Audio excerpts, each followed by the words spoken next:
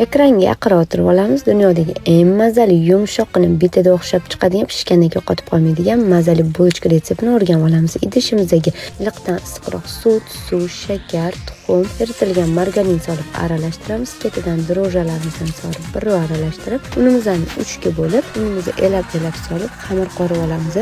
Xamirimiz qo'lga yopishmaydigan yumshoqqina xamir bo'ladi. Ustini yopib, yaxshilab havo kirgizmagan qilib stretchlab 1 soatga oshirishga o'chgan duxovka ichiga qo'yamiz.